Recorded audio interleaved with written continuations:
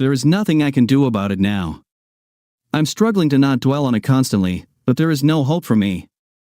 I cannot change what has already happened. Danny and I were growing closer by the day, or rather by the night. Despite my lingering love for my husband, I found myself enamored with Danny's actions and the emotions he stirred within me. It may seem the pursuit of carnal pleasures, you may not notice what a dark side it has carried you away.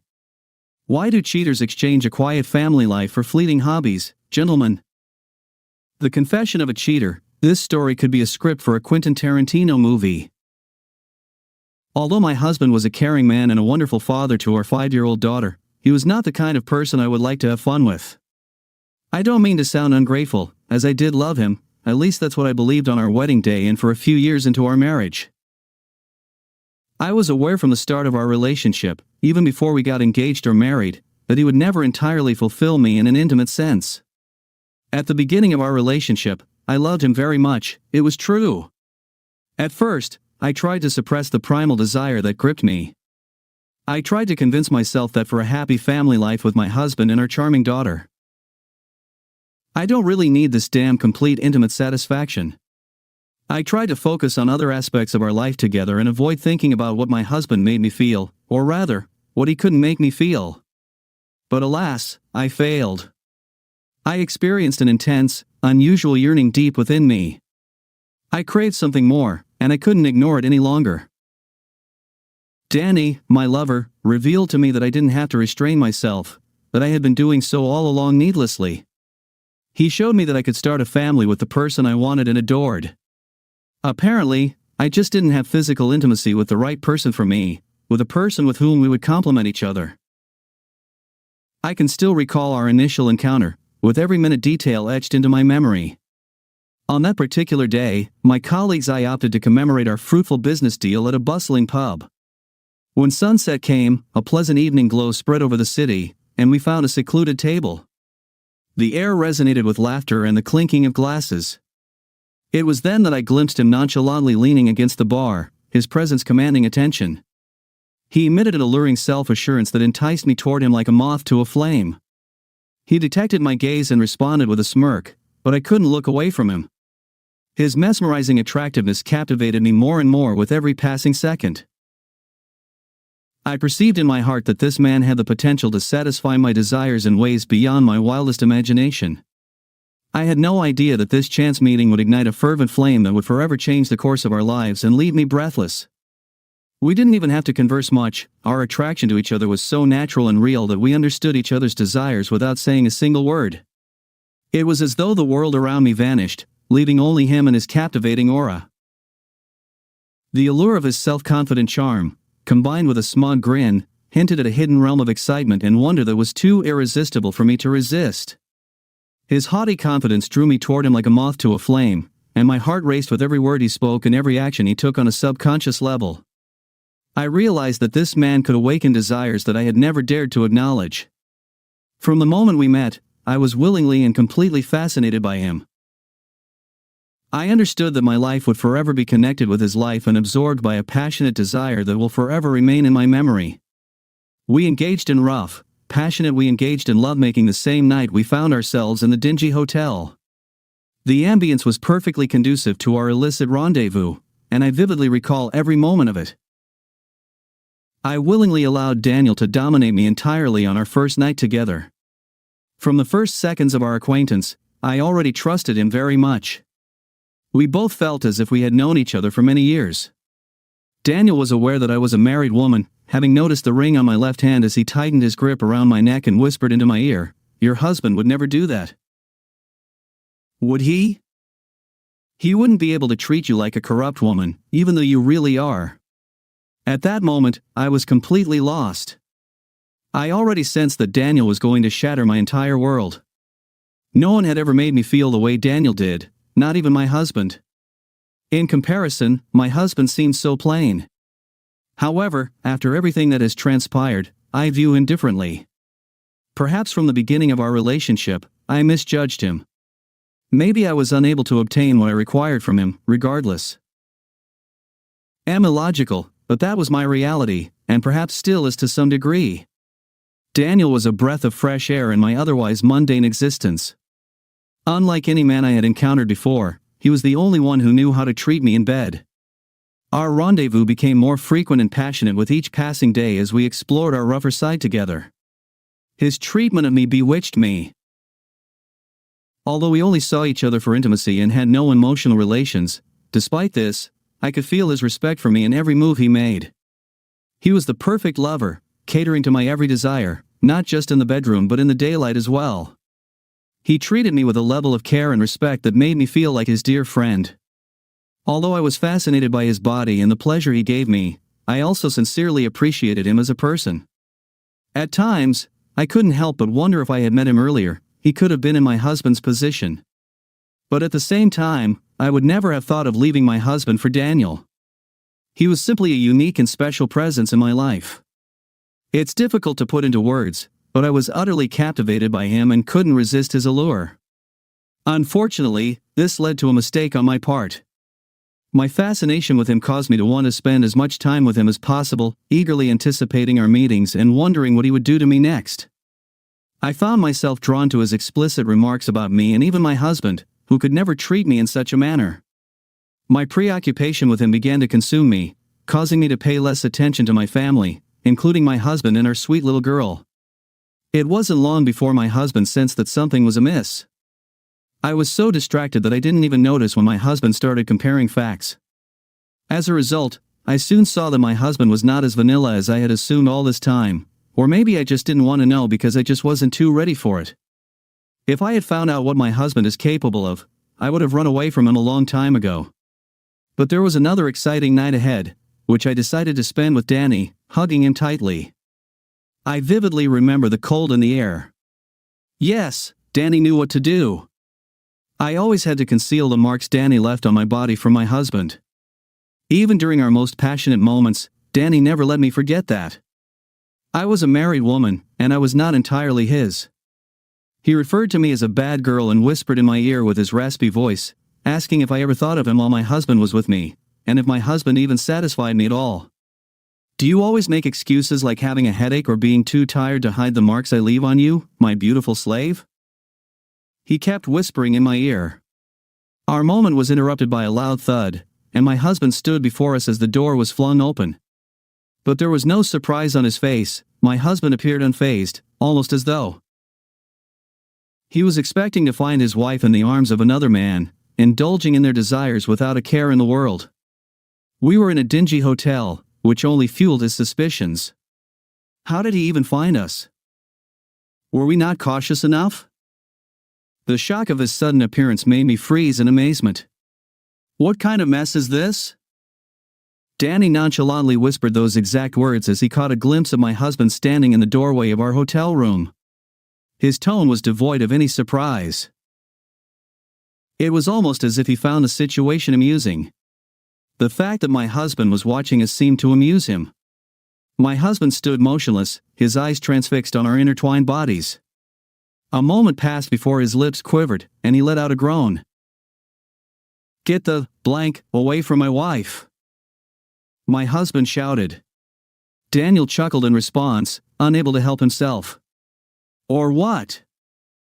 he asked. My husband's voice broke as he screamed the same words again. "Get the blank away!" Without warning, my husband charged towards us, grabbing Daniel's hair and yanking him away from me with brute force. I screamed and struggled to free myself, but the ropes binding me to the bed held me captive. I could only catch glimpses of the scuffle as I raised my head from the pillow. The sounds of a violent fight filled the room as bodies were thrown, and furniture was overturned.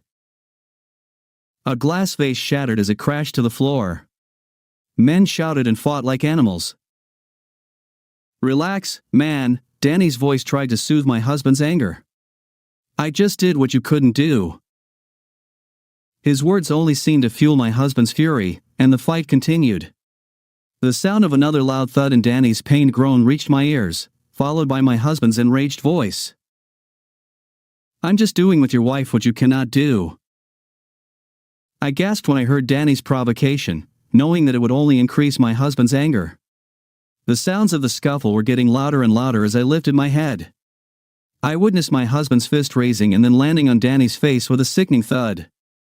Despite being the strongest man I had ever encountered, Danny was no match for my husband, who emerged victorious from the fight.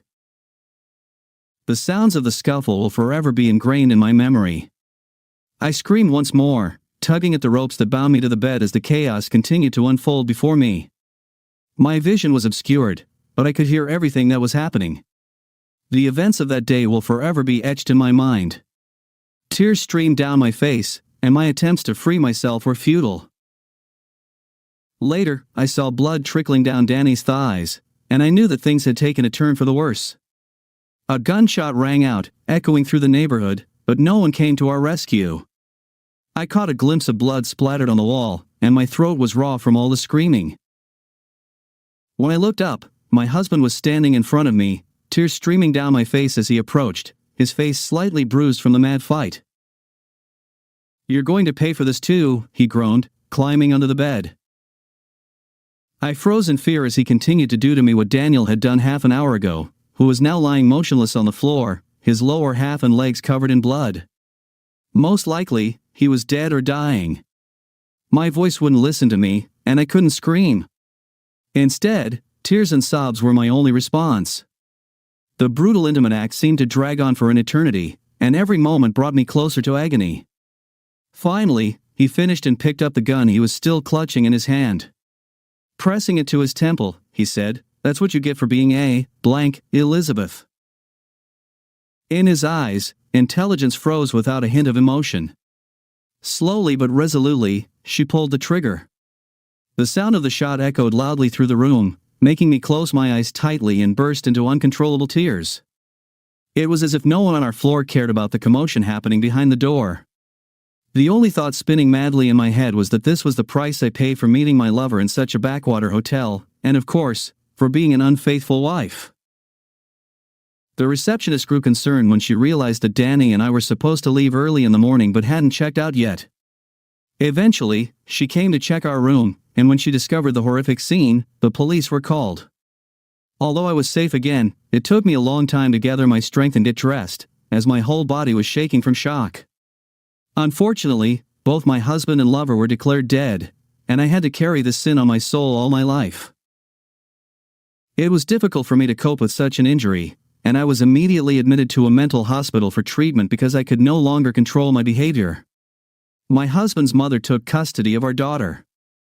I couldn't help but wonder if I would ever see her again. After leaving the hospital, I knew my mother-in-law was grieving the loss of her son and blaming me for it. I understood her pain all too well, as I too was consumed by feelings of guilt. Even now, that guilt remains with me. I spent a few months in one mental institution before being transferred to another, where I remained for over a year. I continued to see my psychiatrist for an extended period of time, but eventually, I was able to live in a normal home. After leaving the hospital, my mental state had stabilized enough for me to take care of my daughter on my own. We moved to my hometown where my parents still lived, and despite everything I had caused and been through, they supported me wholeheartedly. They believed in me more than I believed in myself. I continued to meet with both a psychiatrist and a psychologist regularly. I made sure to take my medication regularly and tried my best to spend as much time with my daughter as possible. I worked hard to fill my time with different activities, but no matter what, I did it, and it never felt like enough. I continued to struggle with processing the trauma I had experienced. The images of my dead lover and husband haunted me, and I couldn't shake the feeling of being dirty and defiled. For a long time, I couldn't look at men the way I used to. My daughter is about to turn 12, and I've been on my own since she was 5. I don't see that changing anytime soon. After all, my irresponsibility and uncontrollable lust caused the deaths of 2 men. I became the cause of their deaths because of me. All this happened because of my disgusting actions. In fact, I killed them. Despite going through therapy, spending extended periods in different mental institutions, and trying various medications to cope, I still can't forgive myself. Sometimes I think it would be better if I went after them, but when I look at my daughter, I can't help but think about all the potential dangers she could face if I'm not there for her. She is the reason I continue to live, and at the same time, she is a constant reminder of what I did to her father.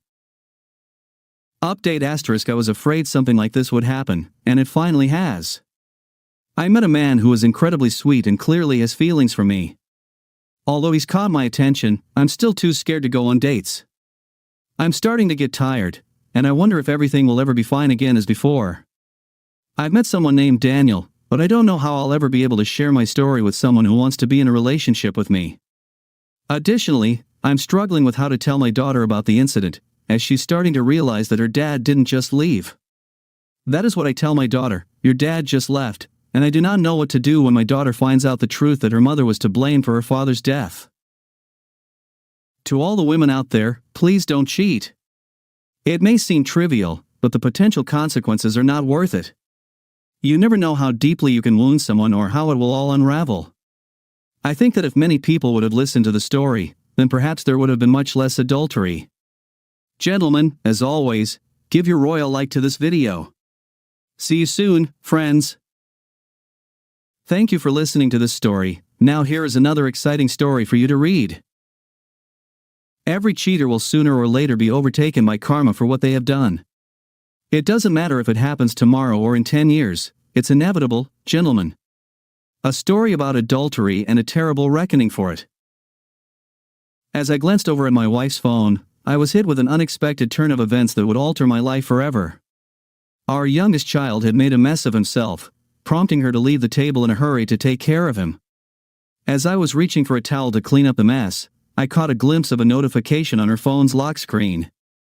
It was a message from her doctor, which read, "You owe it to your husband to tell him the truth." My thoughts were scattered as I tried to process what this could mean. My heart was pounding uncontrollably, and I couldn't shake off the overwhelming feeling of unease. What kind of deceit was my wife trying to pull off? My mind raced as I considered the possible scenarios, and a sickening sensation began to rise in my gut. The past 6 months had been consumed by our careers and family obligations, leaving no room for intimacy between my wife and me. Therefore, it was impossible for her to be pregnant, and this realization only added to my growing sense of panic. I knew that my wife and I had taken every precaution to ensure responsible decision-making and had always used protection before engaging in sexual activity. However, the nagging thought of what could have gone wrong kept gnawing at me. My mind was in turmoil. Torn between the desire to unravel the mystery and the fear of what I might discover, invading my wife's privacy went against my moral compass. I grappled with the question of right and wrong, but my concerns for her well-being and the welfare of our family ultimately overpowered my hesitation. I knew that unlocking my wife's phone and going through her messages was a necessary step. However, nerves were getting the best of me, and my hands trembled as I entered her passcode and started scrolling through the texts. As I continued reading, my worst fears were confirmed, and reality hit me like a ton of bricks. My wife had tested positive for HIV, and the words on the screen seemed too surreal to comprehend. The shock of the revelation felt like an electric current coursing through my veins, leaving me numb and disoriented. How could this even be possible? A wave of sadness, anger, and confusion washed over me, and tears began to well up in my eyes. As I continued reading, the conversation was between my wife and her doctor, who had been urging her to take an HIV test along with her husband. The messages detailed my wife's medical consultations and discussions with the doctor, including the treatments she had undergone and the emotional burden it had placed on her. Further on, my wife revealed to her doctor that she had contracted HIV not from me but from her extramarital partner. The doctor then urged her to have an honest conversation with me about the situation. I was at a complete loss, struggling to wrap my head around this new information. The shock and disbelief rendered me speechless, and I was unable to find the right words to express my emotions. My mind was racing with 1,000 questions and concerns about our children and our future. We had not spoken to each other in almost 6 months, and I had assumed it was due to her busy schedule and the challenges of raising a teething child. Though we had a few disagreements over trivial matters, I never suspected that my wife had been unfaithful. It was a thought that had never crossed my mind until now. Dinner was supposed to be an opportunity for us to reconnect and discuss the issues that were bothering us in life. It was a much-needed respite from the frantic pace of our daily lives. The day before, when I returned home from work, I found my wife sitting in the foyer in deep thoughtfulness. Moved by my love for her, I decided to have dinner. hoping it would give us a chance to repair our relationship. I had no idea that this evening would prove to be the most shocking of my life. I delved into my wife's messages again, looking for any evidence of her infidelity. It didn't take me long to find the chat room that followed her conversation with the doctor. To my horror, I discovered that she was cheating on me with a man named Paul, whom I had never heard of before. As soon as my wife had told the doctor about her affair, she started sending love messages to Paul. I immediately took screenshots of their correspondence. In addition, I discovered that they had agreed to meet the next day after lunch. Unfortunately, I didn't have a chance to study the screenshots thoroughly, as my wife returned to the table with our son. However, I made sure to leave her phone where it was when she came back to the table and sat down next to me. I couldn't bear the sight of her. All I wanted to do was to take my child and leave as soon as possible, away from this dishonorable situation. Despite my attempts to hide it, she sensed a change in my behavior and questioned me about it. I denied it, but when she asked about the subject of our conversation at dinner, I was silent for several minutes. My intention was to address the obstacles we had been avoiding for about 6 months after realizing the reason behind our strained relationship. I struggled to find something to discuss with her, eventually resorting to deceiving her, just as she had deceived me. I confessed that I had made up an excuse to get her to come to dinner, hoping to catch her in the act once again. I waited for a chance to use her phone to take pictures of her affair partner. Unfortunately, I couldn't bring myself to sleep while everyone else did. I looked back at her carefully to make sure she was asleep. Once I was sure, I took her phone and quietly slipped out onto the terrace. This time, however, I couldn't find a conversation between her, Paul, and her doctor. Looking through her pictures, I eventually came across pictures of them together. As I looked at them, my anger began to increase. Seeing these intimate pictures made me want to kick her out of my life and out of my house. But I had another plan.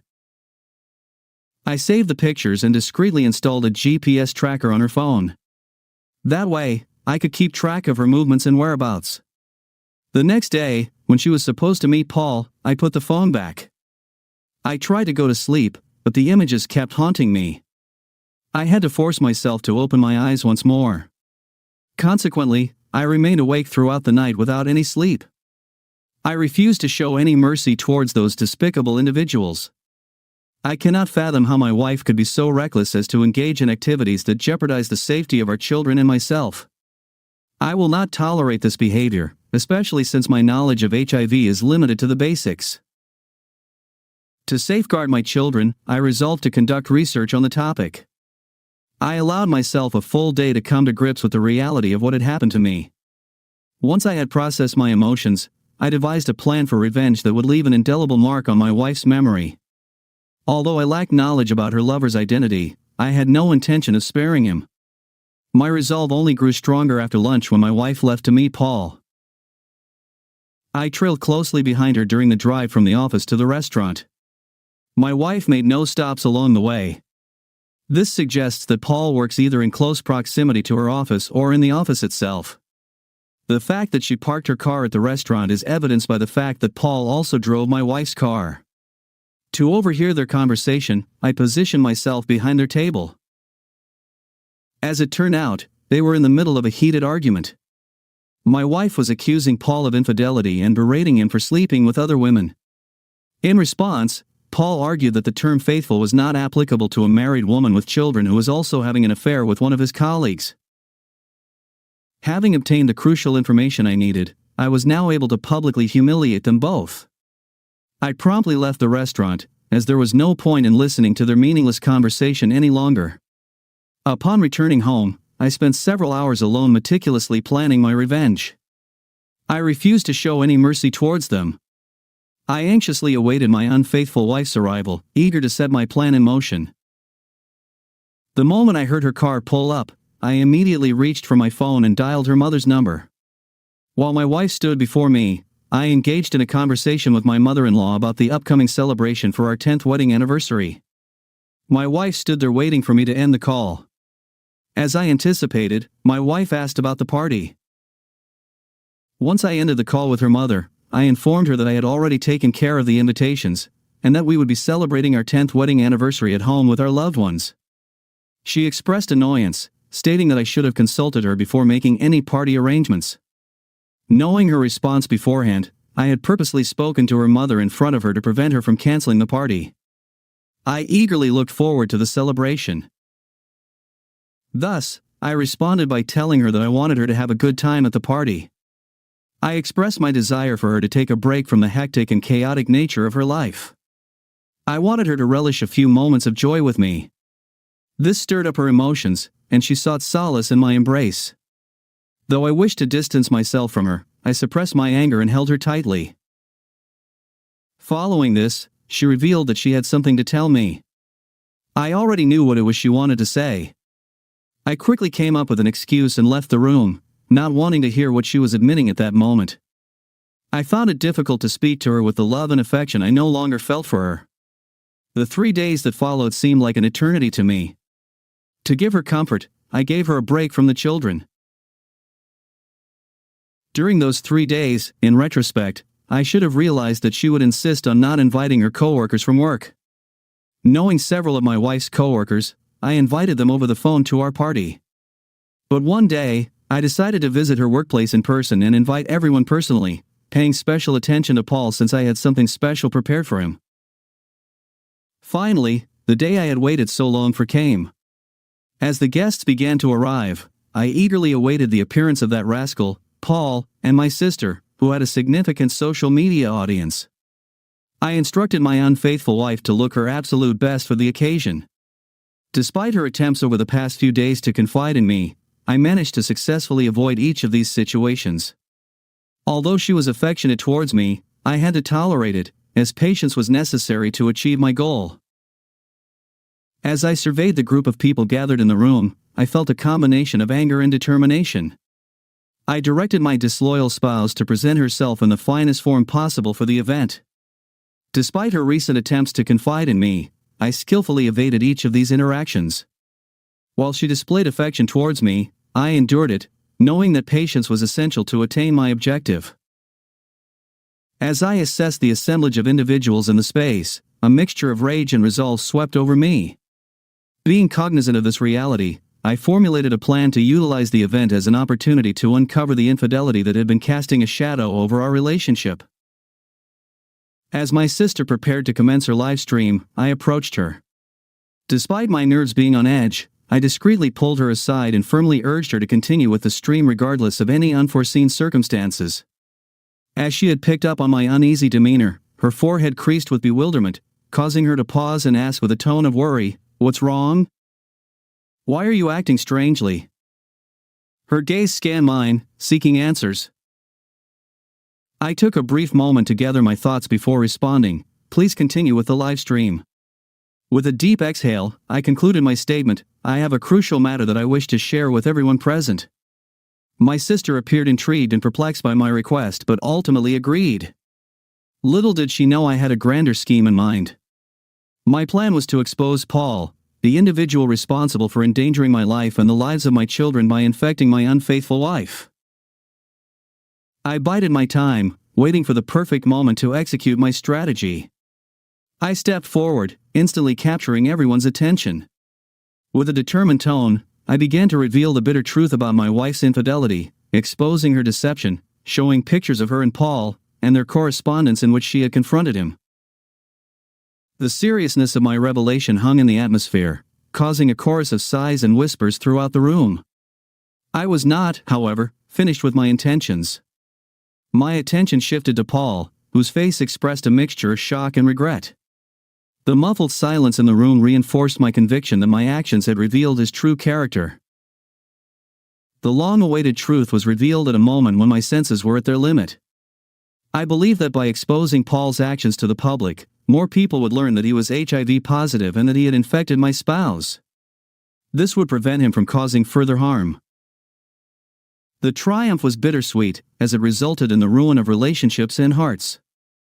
However, despite the pain it gave me, a sense of solace to have sought vengeance against my unfaithful wife, who will bear the shame for the rest of her life.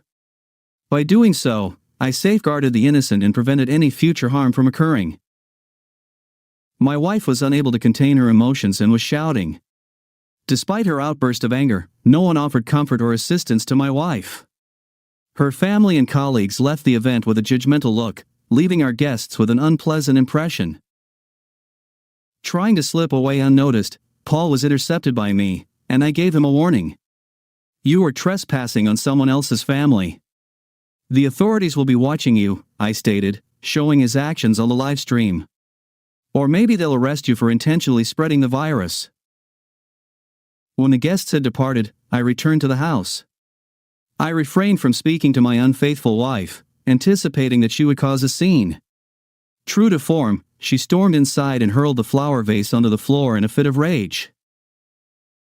"If you knew everything, then why the hell did you throw this party? Why didn't you confront me directly or file for a divorce? Instead," she demanded, "what have you accomplished with all this?" she asked. In response, I gestured at her and said, "I have your damned disappointment and humiliation right here. I couldn't understand what you were thinking when you decided to deceive me and thought you could escape the consequences so easily. Now get out of my house, stay away from my children, and get as far away as you can, because I don't want you anywhere near them," I commanded. "You are the epitome of deceit, and I don't want my children to learn that from you. So you will be a detrimental influence on them." As for the latest news, 3 years ago, I filed for divorce and moved to another city. Since then, I have started a new life with my children in a different place.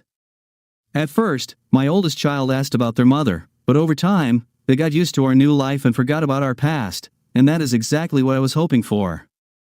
He doesn't even inquire about her anymore. One day, my mom called me and shared the latest news on my ex-wife's health. Apparently, my ex-mother-in-law informed my mom about everything that had occurred when they bumped into each other after our divorce was finalized. My ex-wife's mental stress led to a decline in her health, which resulted in her family providing her with care. She was admitted to a special clinic for the mentally ill and was helped to cope with any related health problems by adhering to a healthy lifestyle and taking medications as prescribed. She was able to improve her prognosis and quality of life. For the past 3 years, she hadn't seen me or her children, and her family often asked to see my children. But I didn't want to put them under stress because my eldest son often wondered about his parents' divorce, and my ex-mother-in-law could have accidentally let it slip about his mother's virus. So, man, you have kept some aspects of the story secret. Well, let it be so. I really hope that your health will remain in the best shape for a long time. Gentlemen, by tradition, you have the most powerful like for this video. Now, see you guys soon.